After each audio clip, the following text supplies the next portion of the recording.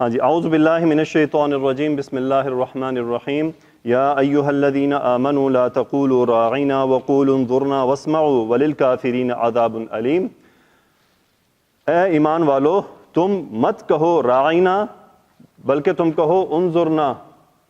اور کیا؟ واسمعوا، اور غور سے سنو، وللکافرین عذاب علیم، اور کافروں کے لیے بہت دردناک عذاب ہے۔ ما یود الذین کفروا من اہل الکتاب وللمشرکین ان ینزل علیکم من خیر من ربکم واللہ یختص برحمتہ من یشاء واللہ ذو الفضل العظیم۔ کتاب میں سے جن لوگوں نے کفر کیا وہ نہیں چاہتے، اور نہ مشرکین ہی چاہتے ہیں کہ تم پر تمہارے رب کی طرف سے کوئی خیر نازل کی جائے، اور اللہ اس کے لیے اپنی رحمت خاص کرتا ہے جسے چاہتا ہے، اور اللہ بڑے فضل کا مالک ہے۔ اب ان آیات کی تفسیر، ان آیات میں جو امپورٹنٹ ترین بات تھی وہ اس دن ہم نے ڈسکس کر لی تھی کہ جیسے کہ راعنا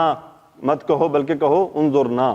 تو راعنا ایک ایسا ورڈ ہے جس کا ایک مبہم سا مطلب موجود ہے، تو اس مبہم مطلب سے بچنے کے لیے اللہ نے ڈائریکٹ حکم دیا ان کو، تو ایسا نہ کہا کرو مومنوں کو، کیونکہ وہ یہودیوں کی باتیں سن کے ایسا کہتے تھے۔ انہوں نے گمان کر لیا کہ شاید کیونکہ یہودی ایسا کہتے ہیں تو نبیوں سے ایسی بات ہوتی ہے، اس لیے اللہ تعالیٰ نے مومنوں کو منع کر دیا کہ تم یہ بات مت کہا کرو، بلکہ تم کہو انظرنا، کہ ہماری طرف دیکھیے۔ ہم اب اس کی تفسیر میں دیکھتے ہیں کہ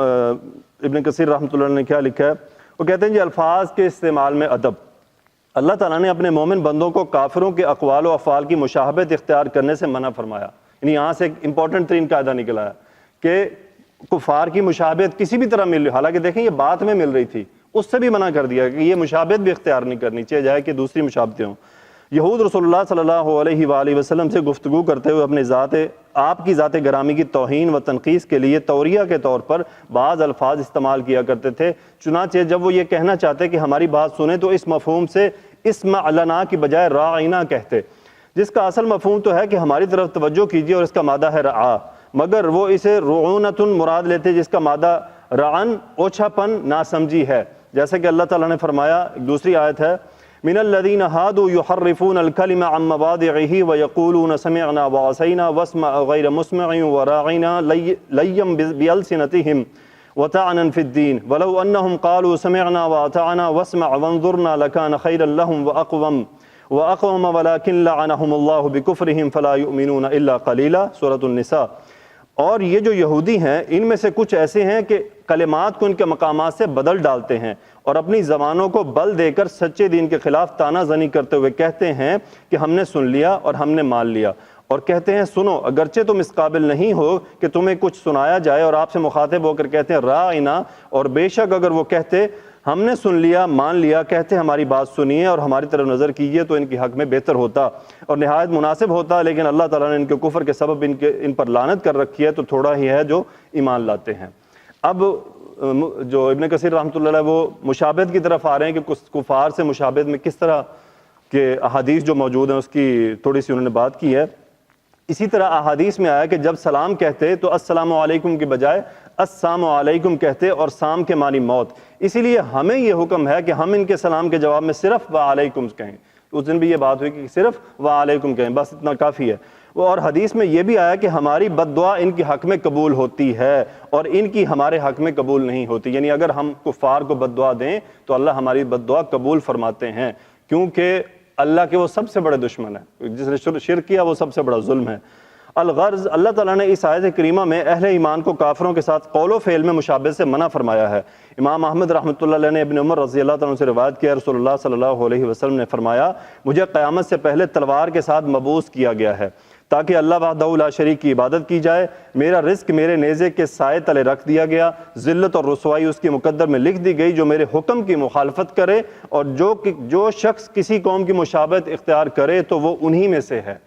یہ الحمدللہ حدیث اپنے الفاظ میں سخت بھی ہے اور واضح بھی ہے کہ جو ان کی مشابہت اختیار کرے گا وہ انہی میں سے ہوگا۔ امام ابو داؤد رحمۃ اللہ علیہ نے ابن عمر رضی اللہ تعالیٰ عنہ سے یہ روایت کیا ہے، من تشبہ بقوم فہو منہم۔ اس حدیث میں کفار کے ساتھ ان کے اقوال افعال، آپ دیکھیں گنتے جائیے، اقوال افعال لباس تہوار عبادات اور ان امور میں مشابہت اختیار کرنے سے شدید معاند اور بہت سخت وعید آئی ہے۔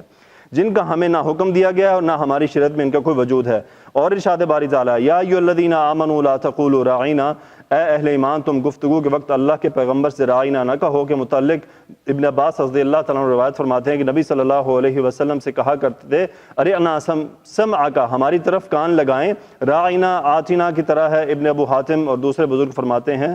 اس کے معنی یہ ہیں کہ تم خلاف نہ کہا کرو، اور ایک اور روایت میں کہ تم یہ نہ کہا کرو کہ آپ ہماری بات سنیں اور ہم آپ کی بات سنیں گے۔ دوسرے بزرگ فرماتے ہیں یہ الفاظ استعمال کرتے لیکن اللہ تعالیٰ نے انہیں اس سے منع کر دیا، یعنی کنہیں؟ مومنوں کو منع کر دیا۔ سدئی کا قول ہے کہ بنو قینقاع میں رفاع بن زید نامی ایک یہودی تھا، وہ نبی صلی اللہ علیہ وسلم کے پاس آ کر جب گفتگو کرتا تو کہتا ارعنی سمعک واسمع غیر مسمع، اپنا کان میری طرف لگائیے اور سنیے نہ سنوائے جائیں۔ مسلمان سمجھتے تھے کہ شاید انبیاء کرام علیہم السلام کی تعظیم کے لیے اسی طرح کے الفاظ استعمال کیے جاتے ہیں، اور ان میں سے کچھ جو لے کہتے کہ اسمع غیر مسمع مقولہ ہے، یعنی غیر صاغر، اس کا مفہوم ہے کہ آپ معزز ہیں، گھٹیا نہیں ہیں، جیسا کہ سورہ نساء میں ابھی اللہ تعالیٰ نے سورہ نساء میں بھی اللہ سبحانہ و تعالیٰ نے اسے بیان فرمایا ہے۔ اس لیے اللہ تعالیٰ نے مومنوں کو منع کرتے ہوئے فرمایا کہ وہ اللہ کے نبی سے بات کرتے ہوئے راعینا نہ کہا کریں۔ اگلی آیت جس میں ما یود الذین کفروا ہے، کافروں اور اہل ایمان کی مسلمانوں سے شدید عداوت، یعنی اس میں کیا ہے؟ شدید عداوت شو ہو رہی ہے کہ وہ کتنا عداوت رکھتے ہیں مسلمانوں سے۔ اہل کتاب میں سے جن لوگوں نے کفر کیا وہ نہیں چاہتے اور نہ مشرکین ہی چاہتے ہیں کہ تم پر تمہارے پروردگار کی طرف سے کوئی بھی خیر و برکت نازل کی جائے۔ اللہ تعالیٰ اپنے اہل ایمان بندوں کو اس بات سے مطلع فرما رہا ہے کہ جو کافروں کو خواہ وہ اہل کتاب میں سے ہوں یا مشرکوں میں سے ہوں ان سے شدید عداوت ہے۔ یہی وجہ ہے کہ اللہ تعالیٰ نے مومنوں کو ان کی مشابہت اختیار کرنے سے منع فرمایا، یعنی یہ وہ وجہ ہے کہ وہ تم سے اتنی نفرت کرتے ہیں، تمہیں اتنا ناپسند کرتے ہیں، اور تم انہی کی عادات اپناتے ہو، تم انہی کو پسند کرتے ہو۔ مفتی تقی عثمانی صاحب کا ایک بیان سن رہا تھا، اس میں انہوں نے بڑی پوائنٹ ریز کیا۔ انہوں نے کہا کہ آپ برطانیہ چلے جائیں یا ان کا کلچر دیکھ لیں، جو انہوں نے خان سامہ جو ان کے ہیں، ان کو جو لباس پہنائے ہیں وہ کون سے لباس ہیں؟ اب ہو سکتا ہے چینج ہو گئے ہوں شاید، لیکن انہوں نے اپنے مشاہدے سے بات کی ہے کہ وہ لباس ہے جو ہمارے ہندوستان میں مسلمان پہنا کرتے تھے، تو وہ انہوں نے خان سامہ کا لباس وہاں پہ کر دیا، یعنی دیکھیں وہ کس طرح ہمارے ساتھ ڈیل کرتے ہیں۔ تو اور اپنے کتوں کے نام جو ہے وہ ٹیپو سلطان کے نام پہ رکھ دیتے ہیں اور کئی بزرگوں کے ناموں پہ رکھتے ہیں۔ تو اس طرح وہ اسی پوائنٹ کو لے کر زور دے رہے تھے کہ وہ ہم سے اتنی نفرت کرتے ہیں کہ ہماری چیزوں کو تحقیر کے طور پہ استعمال کرتے ہیں۔ تو اللہ تعالیٰ سے دعا ہے کہ اللہ ہمیں ان آیات کو سمجھنے کی توفیق عطا فرما۔ آگے فرماتے ہیں کہ جی تاکہ ان کے درمیان ہر قسم کی تعلقات محبت کو ختم کر دیا جائے۔ یہ امپورٹنٹ پوائنٹ کہ ہوتا کیا ہے کہ جب ہم ان کی عادات کو اپناتے ہیں، ان کے لباس کو، ان کے اقوال کو، تو ایک گوناگو سی محبت پیدا ہو جاتی ہے، ایک عجیب سی ایک لنک ڈیولپ ہو جاتا ہے، دل ان کی طرف جھکنے لگ جاتا ہے۔ تو اللہ تعالیٰ نہیں چاہتے کہ ہمارا دل اس طرح ان کے ساتھ کنیکٹ ہو جائے، اسی لیے رسول اللہ صلی اللہ علیہ وسلم اور مسلمانوں کی زندگی یہودیوں کے اور عیسائیوں کے دور میں مدینہ بالکل سیپریٹ تھی، ٹوٹلی کمپلیٹ، یعنی حتیٰ کہ رسول اللہ صلی اللہ علیہ وسلم نے روزہ بھی میچ نہیں ہونے دیا عاشورہ کا، آپ نے اس میں بھی کہا نہیں ہم 2 رکھیں گے، کہ تاکہ چونکہ عبادت کی بات ہے نا، لیکن اس میں بھی ہم کسی قسم کا کوئی مشابہت نہیں چاہتے۔ آگے فرماتے ہیں کہ نیز اللہ تعالیٰ نے اس مقام پر یہ فرمایا کہ یہ اس کا اپنے مومن بندوں پر بہت بڑا انعام و اکرام ہے کہ اس نے انہیں اس کامل و اکمل دین سے نوازا ہے جسے اس نے اپنے پیغمبر آخر الزمان حضرت محمد صلی اللہ علیہ وسلم پر نازل فرمایا ہے۔ چنانچہ ارشاد باری تعالیٰ واللہ یختص برحمتہ من یشاء واللہ ذو الفضل العظیم، تو اللہ جسے چاہتا ہے اپنی رحمت کے لیے چن لیتا ہے۔ تو اللہ تعالیٰ کا رحم ہے کہ اللہ نے ہمیں اپنی رحمت سے اس کام، اس سننے پڑھنے کے لیے چن لیا ہے، یہ اللہ کا چناؤ ہے، بھی اللہ کا احسان ہے کہ اپنے بڑا فضل ہے، اس کا سب سے بڑا فضل اس کا یہی ہے کہ اللہ اپنے بندے کو اس کا دین بچ جائے، باقی دنیا تھوڑی زیادہ وہ گزر جائے گی۔ اگلی آیت کی قرات کرتا ہوں، بہت امپورٹنٹ جو ہے، ما ننسخ من آیت او ننسها نأتی بخیر منها او مثلها الم تعلم ان اللہ علی کل شیء قدیر الم تعلم ان اللہ له ملک السماوات والارض وما لکم من دون اللہ من ولی ولا نصیر۔ اب یہ جو اس میں الفاظ ہیں نا الم تعلم، یہ ہمارا وہ لہجہ ہے، کیا تمہیں نہیں پتا اس بات کا؟ یہ وہ لہجہ ہے ایکچولی جو تھوڑا زور دے کے آ رہا ہے۔ جو آیت ہم منسوخ کرتے ہیں یا اسے بھلوا دیتے ہیں تو اس سے بہتر یا اس کی مثل لے آتے ہیں۔ کیا آپ نہیں جانتے کہ بے شک اللہ ہر چیز پر خوب قادر ہے؟ کیا آپ یہ نہیں جانتے کہ بے شک اللہ ہی کے لیے آسمان و زمین اور اس کی بادشاہی ہے؟ تمہارے لیے اللہ کے سوا نہ کوئی حمایتی ہے اور نہ ہی کوئی مددگار ہے۔ ان آیات کی تفسیر، نسخ اور اس کی تعریف یہ کیا ہے؟ ابن عباس رضی اللہ تعالیٰ عنہما سے روایت ہے کہ ما ننسخ من آیت، ان کے معنی ہیں ہم جس آیت کو بدل دیتے ہیں، ابن جریج نے مجاہد سے روایت کیا ہے کہ ہم جس آیت کو مٹا دیتے ہیں، اور دوسرے بزرگوں نے فرمایا ما ننسخ من آیت، ان کے معنی یہ ہیں کہ ہم اس کے الفاظ کو تو باقی رکھتے ہیں لیکن حکم کو بدل ڈالتے ہیں۔ اس مفہوم کو انہوں نے عبداللہ بن مسعود رضی اللہ تعالیٰ عنہ کے اصحاب سے بیان کیا۔ دوسرے بزرگوں نے فرمایا، سدئی کہتے ہیں کہ آیت کو نسخ کرنے کے معنی اسے قبض کرنے کے لیے ہیں۔ ابن ابو حاتم فرماتے ہیں سدئی کی قول قبض کرنے سے مراد ہے اسے اوپر اٹھا لینا، جیسا کہ ہے الشیخ والشیخۃ اذا زنیا فرجموها البتہ، یعنی شادی شدہ مرد اور عورت جب زنا کریں تو ان کو دونوں کو رجم کرنا لازم ہے۔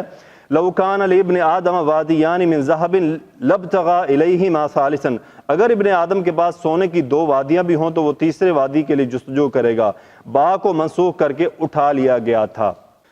تو مقصد کیا ہے ان کا بتانے کا کہ قبض کر لینا، اللہ تعالیٰ چاہیں تو آیت برقرار رہے قرآن میں لیکن اس کا حکم منسوخ ہو جائے۔ اور دوسری صورت کیا ہے کہ بالکل ہی اللہ تعالیٰ چاہیں تو نبی صلی اللہ علیہ وسلم کے دل سے ہی اسے مٹا دیں۔ تو اللہ تعالیٰ دونوں کاموں پر قادر ہیں، اور اس کی شاید دونوں ہی مثالیں موجود ہیں۔ جو تو موجود ہے اس کی تو مجھے یاد ہے کہ وہ بعد میں منسوخ ہو گئی، قد سمع اللہ قول التی تجادلک فی زوجہا، اس صورت میں یا اسی پارے میں ایک آیت ہے جس میں اللہ تعالیٰ نے حکم دیا مسلمانوں کو کہ جب بھی نبی صلی اللہ علیہ وسلم سے بات کرنی ہو تو سب سے پہلے صدقہ دیں، پہلے صدقہ دیں گے پھر بات ہوگی۔ یعنی آپ نے کلام کرنا ہے رسول اللہ صلی اللہ علیہ وسلم سے تو پہلے کیا کریں، صدقہ دیں اور پھر بات کریں۔ یقیناً یہ ایک بھاری حکم تھا، اور آپ کو اسی سے شان علی رضی اللہ تعالیٰ عنہ کے ایک علی رضی اللہ عنہ واحد ہیں جنہوں نے اس آیت پہ حکم عمل کیا تھا۔ یعنی ابھی وہ آیت نازل ہوئی تھی، آپ کو کوئی بات کرنی تھی، آپ نے پہلے صدقہ دیا پھر بات کی، اور اسی کا یعنی چند ہی میرا اب اوقات مجھے نہیں معلوم کیا تو تھوڑے ہی وقفے میں وہ آیت کیا ہے اس کا حکم ساقط کر دیا گیا، لیکن آیت آج بھی وہ پڑھی جاتی ہے اور برقرار ہے۔ تو اس طرح اور بھی آیات ہوں گی انشاءاللہ،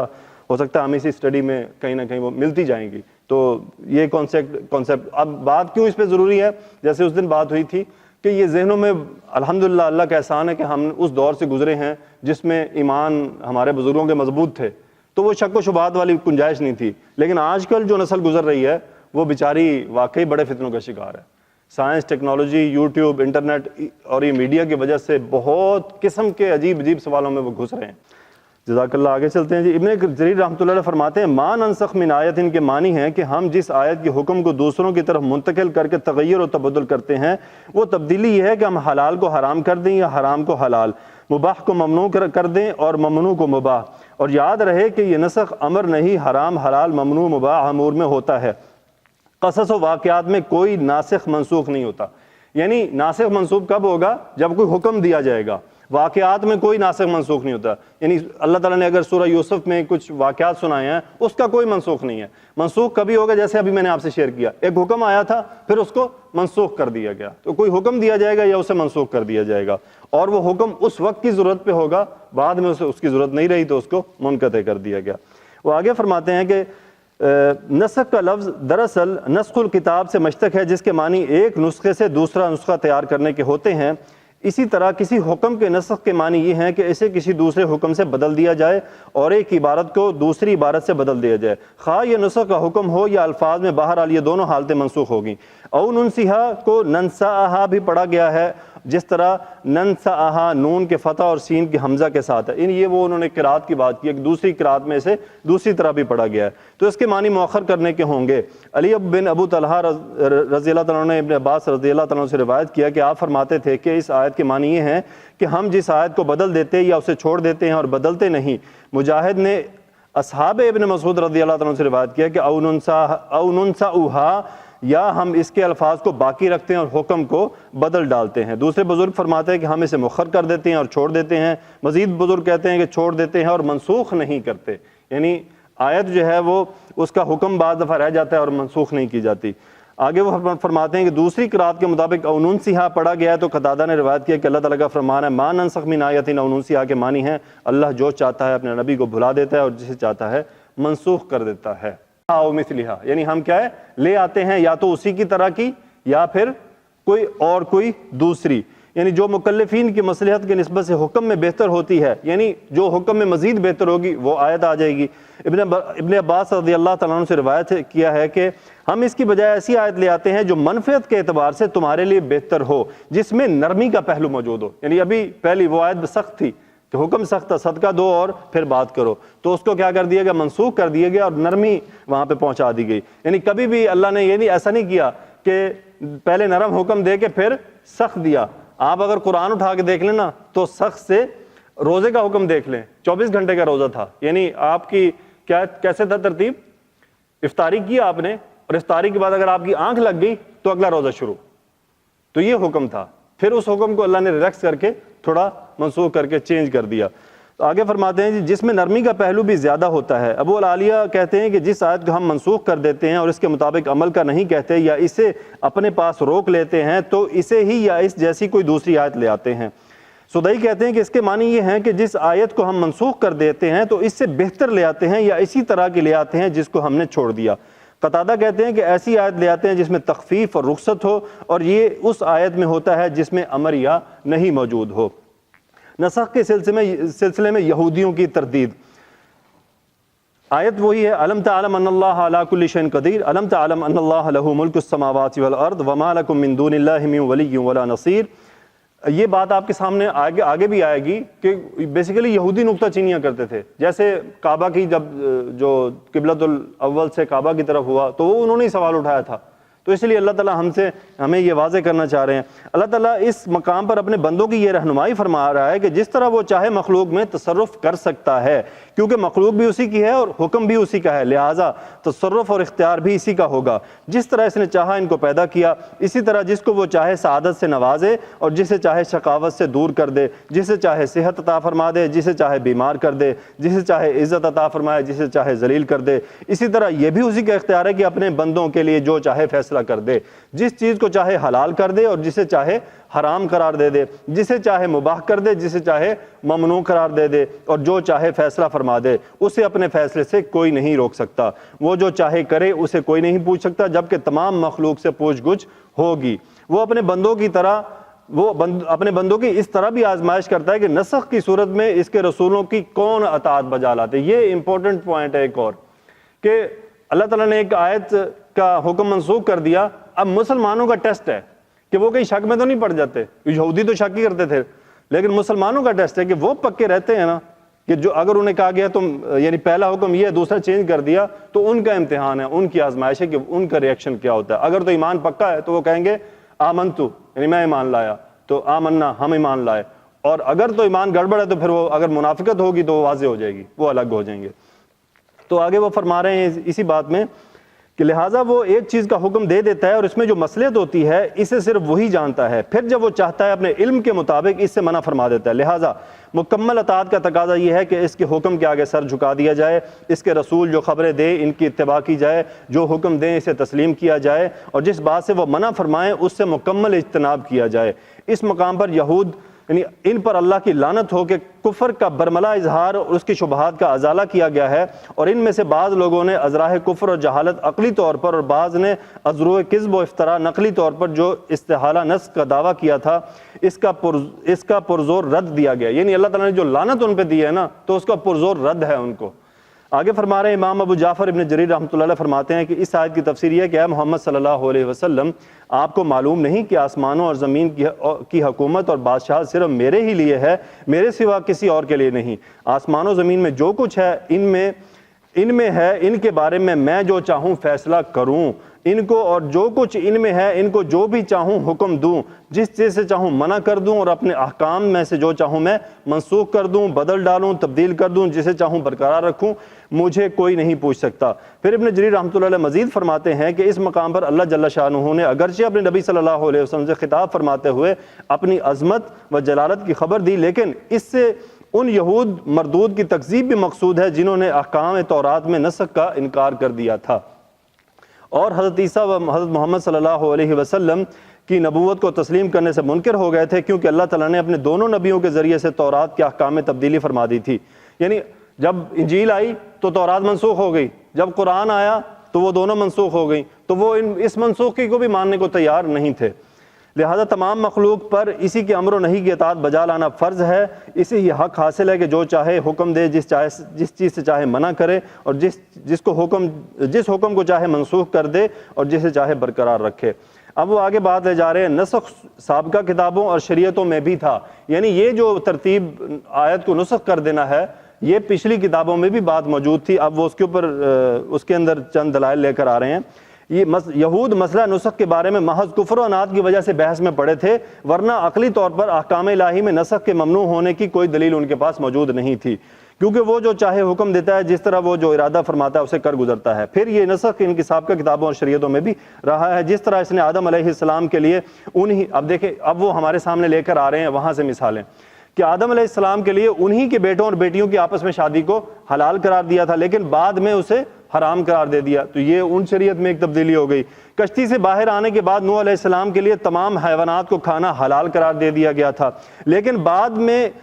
ان میں سے بعض کو حرام قرار دیا گیا اور بعض کو حلال قرار دیا گیا۔ یعقوب علیہ السلام اور ان کی قوم کے لیے 2 بہنوں سے نکاح کو حلال قرار دیا گیا تھا، لیکن احکام تورات اور اس کے بعد شریعتوں میں سے حرام قرار دے دیا گیا۔ ابراہیم علیہ السلام کو حکم دیا گیا تھا کہ وہ اپنے بچے کو ذبح کریں، مگر پھر ذبح کرنے سے قبل ہی اس حکم کو منسوخ کر دیا گیا۔ اب دیکھیں یہ وہ دلائل ہیں جو ہم کبھی اہل کتاب سے بات کریں تو ہمیں معلوم ہونے چاہیے، بعض دفعہ ہمارے ذہن میں نہیں آتے، لیکن جب ہم اسٹڈی کر رہے ہوں تو پھر کہیں نہ کہیں بیٹھ جاتے ہیں کہ ہاں یار یہ پوائنٹس بھی اس طرح بھی ہیں۔ آگے وہ فرماتے ہیں کہ جمہور بنی اسرائیل کو حکم دیا گیا تھا کہ وہ ان تمام لوگوں کو قتل کریں جنہوں نے بچڑے کو معبود بنا لیا تھا، لیکن پھر اس حکم کو ختم کر دیا گیا، کہیں تمام بنی اسرائیل قتل ہو کر صفحہ استے سے حرف غلط کی طرح مٹ نہ جائیں، یعنی اب حکم منسوخ کرنے میں کوئی نہ کوئی مصلحت رہی ہے۔ آگے فرماتے ہیں اسی طرح نسخ کی ایک اور بھی بہت سی مثالیں پیش کی جا سکتی ہیں، مگر خوف طوالت کے باعث اسی پر اکتفا کیا جاتا ہے۔ بنی اسرائیل کو بھی ان تمام باتوں کا اعتراف تو ہے، مگر اعتراف کے باوجود یہ لوگ انکار کیے جاتے ہیں۔ بعض لوگ ان کے دلائل کے جواب میں جو لفظی بحثوں میں پڑ جاتے ہیں تو اس سے ان کے معنوی دلالت میں کوئی فرق نہیں پڑتا، جبکہ مقصود بھی وہی ہے۔ اسی طرح ان لوگوں کی کتابوں میں حضرت محمد صلی اللہ علیہ وسلم کے بارے میں بشارت آئی، آپ کی اتباع کا حکم موجود ہے، جس سے معلوم ہوتا ہے کہ رسول اللہ صلی اللہ علیہ وسلم کی فرمان برداری واجب ہے اور آپ کی شریعت کے بغیر کوئی عمل قابل قبول نہیں ہوگا۔ اس سے کوئی فرق نہیں پڑتا، کوئی یہ کہے کہ سابقہ شریعت ہے تو صرف آپ کی بعثت تک تھیں لہٰذا اسے نسخ نہیں کیا جا سکتا، جیسا کہ ارشاد باری تعالیٰ ہے ثم اتموا الصیام الی اللیل، پھر تم روزے کو رات تک پورا کرو، میں روزہ رات میں داخل نہیں ہے۔ ایک قول یہ ہے کہ یہ شریعت مطلق تھیں مگر شریعت محمدیہ صلی اللہ علیہ وسلم کے آنے سے منسوخ مقید ہو گئیں۔ بہرحال ان میں جو بھی صورتحال ہو یہ بات طے شدہ ہے کہ آپ کی اتباع و اطاعت واجب ہے، کیونکہ آپ پر جو کتاب نازل ہوئی ہے یہ اللہ کی طرف سے نازل ہونے والی کتابوں میں آخری کتاب ہے۔ اس مقام پر اللہ تعالیٰ نے جواز نسخ اور یہود کی تردید کرتے ہوئے فرمایا الم تعلم ان اللہ علی کل شیء قدیر الم تعلم ان اللہ لہ ملک السماوات والارض، یعنی جس طرح بلا شرکت غیر حکومت بادشاہت اسی کی ہے، اسی طرح یہ بھی صرف اسی کا اختیار ہے، وہ جو چاہے جو حکم دے۔ الا لہ الخلق والامر، سورہ اعراف، آگاہ رہو سب مخلوق بھی اسی کی ہے، حکم صادر کرنا بھی اسی کو روا ہے۔ سورہ آل عمران جس کے آغاز میں اللہ تعالیٰ نے اہل کتاب سے خطاب فرمایا، اس میں خود یہود میں نسخ کی موجودگی کا ذکر کرتے ہوئے فرمایا کل الطعام کان حلا لبنی اسرائیل الا ما حرم اسرائیل علی نفسہ من قبل ان تنزل التوراۃ۔ سورۃ آل عمران، بنی اسرائیل کے لیے تورات کے نازل ہونے سے پہلے کھانے کی تمام چیزیں حلال تھیں بجز ان کے جو یعقوب نے خود اپنے اوپر حرام کر لی تھی، یعنی ان کے لیے وہ تمام چیزیں حلال تھیں بجز اس کے جس پہ یعقوب علیہ السلام نے خود سلیکٹ کیا تھا کہ ان کو حرام کر لیا۔ احکام الہی میں جو جواز نسخ پر تمام مسلمانوں کا اتفاق ہے، سب نے کہا ہے کہ نسخ کا وقوع ممکن ہے، اللہ تعالیٰ اپنی حکمت بالغہ سے اپنے جس حکم کو چاہے منسوخ فرما دیتا ہے۔ اب آخری آیت ام تريدون ان تسألوا رسولكم كما سئل موسى من قبل ومن يتبدل الكفر بالایمان فقد ضل سواء السبیل، ترجمہ ہم نے اس کا دیکھ لیا ہے۔ اس آیت کریمہ میں اللہ تعالیٰ نے اہل ایمان کو اس بات سے منع فرمایا کہ وہ اشیاء کے وقوع سے قبل ہی نبی صلی اللہ علیہ وسلم سے کثرت سے سوال کیا کریں، جیسا کہ ارشاد باری تعالیٰ ہے یا ایھا الذین آمنوا لا تسألوا عن اشیاء ان تبد لکم تسؤکم وان تسألوا عنها حین ينزل القرآن تبد لکم، المائدہ۔ مومنوں ایسی چیزوں کے بارے میں مت سوال کرو کہ اگر تم پر ظاہر کر دی جائیں تو تمہیں بری لگے، اور اگر تم قرآن کے نازل ہونے کے ایام میں ایسی باتیں پوچھو گے تو تم پر ظاہر بھی کر دی جائیں گی۔ یعنی اگر جب قرآن نازل ہو رہا ہے اور تم اس طرح کے سوالات کرو گے تو پھر لازماً تم پہ وہ باتیں آ پڑیں گی اور پھر تمہارے لیے عمل کرنا بھاری پڑ جائے گا۔ اس لیے بہتر ہے کہ تم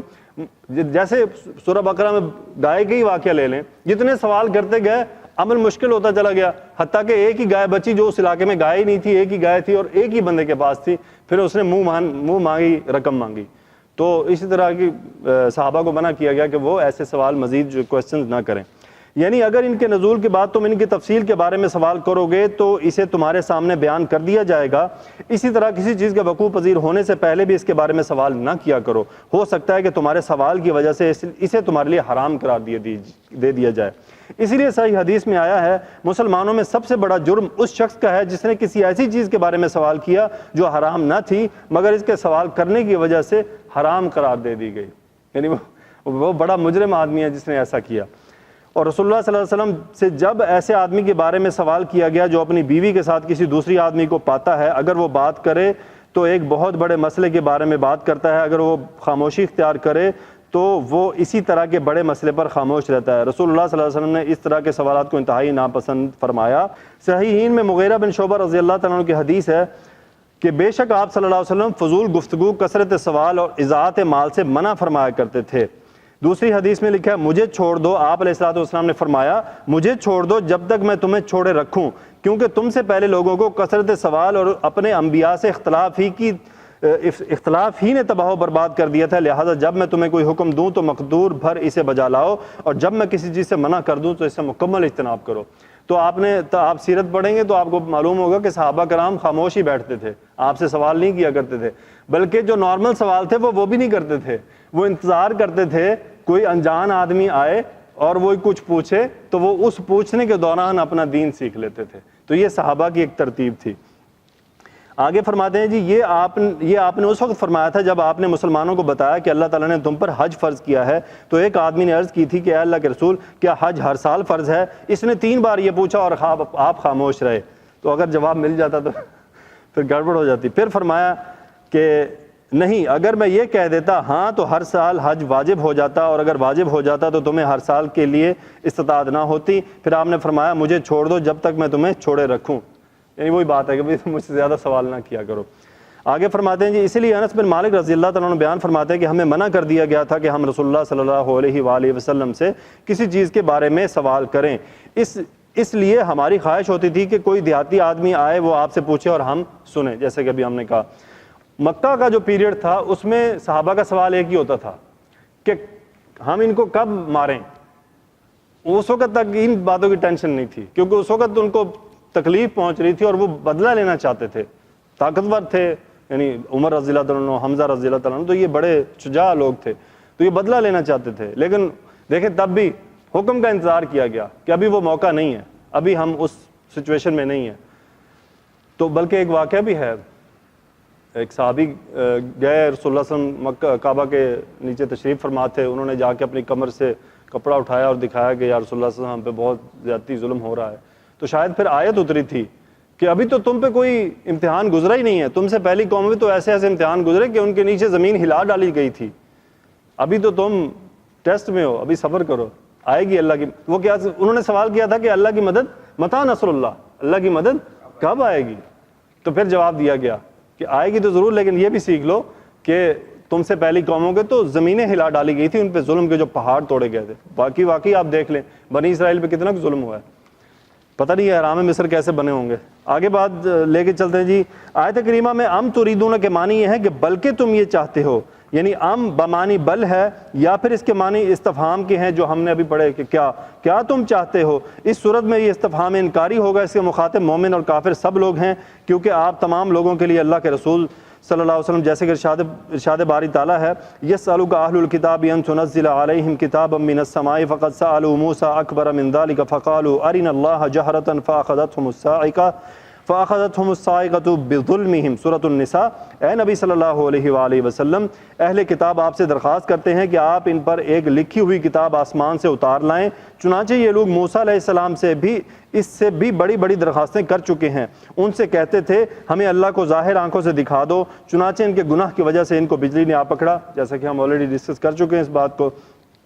آگے فرماتے ہیں ابن عباس رضی اللہ تعالیٰ عنہ سے روایت ہے کہ رافع بن حریملہ وہب بن زید نے کہا کہ اے محمد صلی اللہ علیہ وسلم ہمارے پاس ایسی کتاب لے کر آئیں جو ہم پر آسمان سے نازل ہو اور ہم اسے پڑھیں، پھر ہمارے لیے نہریں جاری فرما دی جائیں تو ہم آپ کی پیروی اور تصدیق کریں گے۔ تو اس کے جواب میں اللہ نے فرمایا، یہ آیت کریمہ نازل ہوئی یہی ام تریدون ان تسألوا۔ آگے وہ اس کے بارے میں فرماتے ہیں کہ مراد یہ ہے کہ اللہ تعالیٰ نے ان لوگوں کی مذمت فرمائی جنہوں نے رسول اللہ صلی اللہ علیہ وسلم سے ضد اور ہٹ درمی سے سوال کیے تھے۔ یعنی اب یہ سوال دوسری طرح کے کہ وہ جو کویسچن کر رہے ہیں، کچھ چیز مانگ لینا کہ ہمیں فلاں چاہیے یا ہمیں اللہ کو دیکھنا ہے یا ہمیں نہریں چاہیے۔ اچھا کمال ہے، جیسے ہم پہلے بھی بات کر چکے ہیں، صحابہ نے کبھی ایسے سوال نہیں کیے تھے۔ صحابہ نے رسول اللہ صلی اللہ علیہ وسلم سے کبھی کسی قسم کا معجزہ ڈیمانڈ ہی نہیں کیا تھا۔ صرف کیا ہے، یہ کہا کرتے تھے کہ دعا کریں، برکت کی دعا کریں، کھانے میں برکت آ جائے۔ منو سلوا نہیں مانگا بھوک لگی ہے، نہیں، آپ کہتے دعا کریں۔ یا آپ صرف کیا کرتے تھے، عذر پیش کر دیتے تھے کہ جی کھانا کم پڑ گیا، تو پھر رسول اللہ صلی اللہ علیہ وسلم جو حکم دیتے، جیسے آپ نے واقعات پڑھیں، کھجوریں لے کر آؤ، ایک کپڑے میں ڈالو اور پھر اس میں برکت کی دعا کی اور وہ پھر کھجوریں سب نے کھائیں۔ آگے وہ جی فرماتے ہیں کہ جس طرح بنی اسرائیل نے عذر و تکذیب و عناد موسیٰ علیہ السلام سے سوالات کیے تھے، اور فرمایا وَمَن يَتَبَدَّلِ الْكُفْرَ بِالْإِيمَانِ، یعنی جو شخص ایمان کے بدلے کفر کو خرید لے فَقَدْ ضَلَّ سَوَاءَ السَّبِيلِ، تو وہ راہ راست سے بھٹک کر جہالت اور ضلالت کے راستے پر چلا گیا۔ اور جن لوگوں نے حضرات انبیاء کرام علیہم السلام کی تصدیق، اتباع اور اطاعت کے بجائے ان کی مخالفت، تکذیب اور محض تنگ کرنے کی غرض سے بلا ضرورت سوالات پوچھنے کی روش کو اختیار کیا، ان کا یہی حال تھا جیسے ارشاد باری تعالیٰ ہے الم تر الی الذین بدلوا نعمت اللہ کفرا واحلوا قومهم دار البوار جہنم یصلونها وبئس القرار۔ کیا آپ نے ان لوگوں کو نہیں دیکھا جنہوں نے اللہ کے احسان ایمان کو ناشکری سے بدل دیا اور اپنی قوم کو تباہی کے گھر میں اتارا، یعنی جہنم میں، جس میں وہ داخل ہوں گے اور وہ برا ٹھکانہ ہے۔ ابو العالیہ بیان فرماتا ہے کہ وَمَن يَتَبَدَّلِ الْكُفْرَ بِالْإِيمَانِ کے معنی یہ ہیں کہ جس شخص نے خوشحالی کو چھوڑ کر تنگ دستی کو لے لیا وہ سیدھے راستے سے بھٹک گیا۔ شکاری صاحب کی بات آپ کو یاد ہوگی جو ہم اس دن بات کر رہے تھے کہ کئی لوگ کہتے ہیں کہ یار بس 40 سال کی عمر میں چلے جائیں گے، 45 سال کی عمر میں چلے جائیں گے، یا اب اتنا مال، تو وہ اسی قسم کی یا بس اب ریزائن دو اور جاب چھوڑو اور گھر جاؤ، وہ کیا ہے تنگ دلی کو دعوت دے دینا، تنگ دستی کو خود دعوت دے لینا۔ تو اس لیے جو اللہ کے انعامات ہیں اس کی ناشکری بھی ہو جائے گی۔ تو اللہ کے انعامات کا شکر اسی طرح ہے کہ اس سے فائدہ اٹھایا جائے، جس طرح ہم نے کل الحمدللہ اللہ تعالیٰ کے انعامات اور جو اللہ کے ہم پہ احسانات ہے اس کا ایک کیا ہے، اسی سے ہم نے مزہ اٹھایا نا۔ یہ اللہ نے ہمیں یہ گاڑیاں دیں اور یہ کھانے کے انتظامات دیے تو ہم نے اس سے فائدہ اٹھایا۔ جزاکم اللہ خیرہ۔ یہاں تک آیت نمبر 108 کی جو ہے وہ تفسیر مکمل ہو گئی۔ جو گیپ آیا تھا وہ آج ہم نے اس کو واپس جوڑ لیا۔ انشاءاللہ کل سے پھر وہی ہماری ترتیب 4 یا 5 آیات کی جو روز کی ہے انشاءاللہ اس کو ہم کنٹینیو رکھیں گے۔ آپ لوگوں سے دعاؤں کی درخواست، اللہ تعالیٰ سے دعا ہے کہ یا اللہ سننے بولنے میں جو غلطی ہوگی وہ معاف فرما دے۔ سبحانک اللہم و بحمدک نشہد ان لا الہ الا انت نستغفرک و نتوب الیک۔ اللہم صلی علی سیدنا و مولانا محمد و علی آلہ وصحبہ وبارک وسلم، آمین یا رب العالمین۔